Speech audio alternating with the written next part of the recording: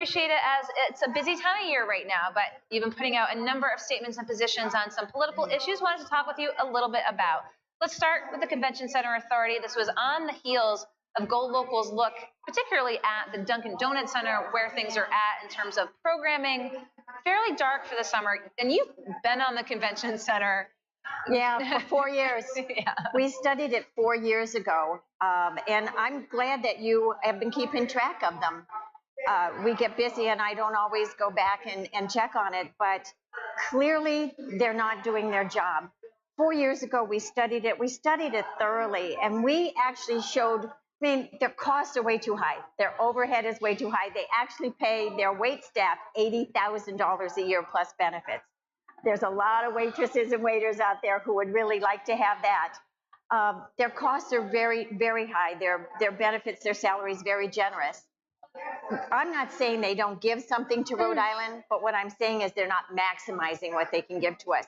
Because in the 4 years since we put out that report and suggested solutions, simple ones like have a marketing plan, they have taken another $135 million in taxpayer dollars.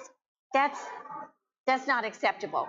They really need, and I'm actually very disappointed in the governor, and I know I'm running against her, but at the time I reached out to her and I said, here is our study. It shows you glaring issues with this, the Convention Center Authority. Do something. They were in the beginning of a contract cycle. They should have been, she should have gotten active with them and said, you need to make changes. She didn't. So they've just gone happily on their way, bringing in their big salaries and not giving value back to taxpayers, and that's not acceptable. So as you've mentioned, you've got a couple hats here. You've been looking at it from the legislative perspective, but now as you're eyeing the state's top position as well, just you're kind of running on the platform of looking to rein this in. Absolutely. They should not be taking, they should be paying at least their own overhead, and they're not even doing that. So they need to start acting like they're a professional organization. Your newspaper highlighted that during the recent basketball games, they had so much moisture on the floor, it was dangerous for players to be on the floor. And the manager, who has been there forever, said, well, it's cold outside and it's warm in here. What do you expect? And it happened once before as well. This wasn't the first time it had happened. Truly, I expect him to know how to make sure that the floor conditions are in their best possible shape. And he should have been reprimanded. He should have been, something happened, and yet we don't hear anything about it. So what I've done is I've asked the Convention Center Authority to tell me what they have done in the 4 years, what they did to that manager who did such a bad job, gave Rhode Island and our dunk a black eye. I want to see their marketing plan to see if it's any better than, kind of written on the back of a napkin. They can maximize value to Rhode Island, and that's the thing everybody should know. When they bring folks in, there's more activity throughout the city, throughout the state. When they are dark, when they take the summer off, they're not bringing those dollars here. They're not doing anything for our economy. Well, one of the issues that Representative Patricia Morgan has been highlighting, again, both in her position here at the State House and looking at the governor's position, let's talk a little bit about your quest to get some answers on Google money. Yes. So the state got $230 million from the Google settlement funds. It was split between 5 jurisdictions. The Attorney General got about $60 million of it. When the Parkland shootings happened, I thought, what a perfect thing. Not perfect that they got shot, but there's this Google money. We should take that money and start getting security upgrades for our schools. Keep our kids safe.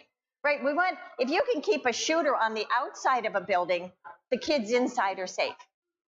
So we called over to the Attorney General's office to find out how much money was left. Crickets, they couldn't tell us. We went to the budget office. The budget office said, as far as they could figure out, it was about 23 million. We, looked at all the press reports. It looked like 23 million. So 23 million.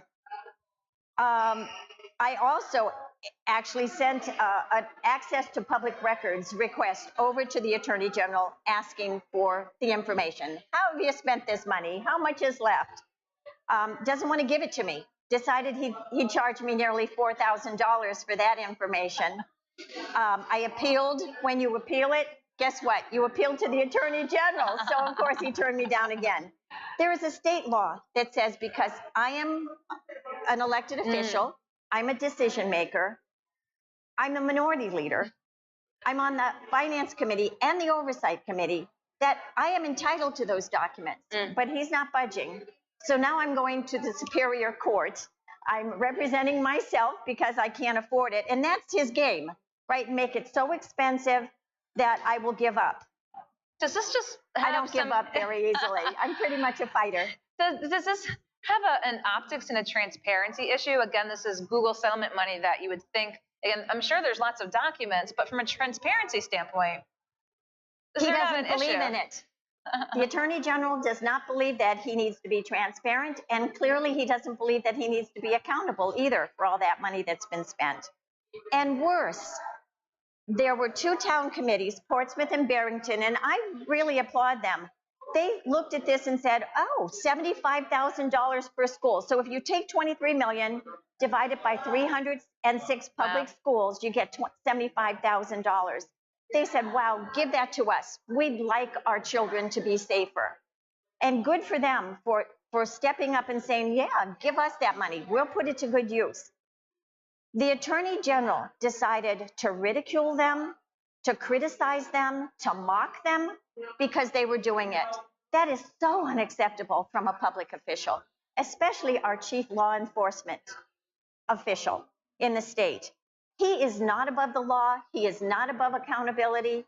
And I expect him to answer every elected official with some dignity and responsibility. So I am going to go to court soon. I have to wait. I've sent him a letter. I put in a complaint. Have to wait for him to answer it. And I will be in court. And hopefully the judge will waive that $3,770 fee, and I will get those documents. This is what I know. The Attorney General appears to have bought 3 Chevy Impalas from a dealership north of Boston. He has bought a $15 million customer service center for the Attorney General's office. I wonder where the study was that they had so many customer service requests that they needed a whole building to do it in. They rented a generator for $75,000 that would have cost them $10,000 to buy. So you found some interesting information already. I got some, and I want to find out the answers. I think I deserve them. More than that, I think the people of Rhode Island deserve them.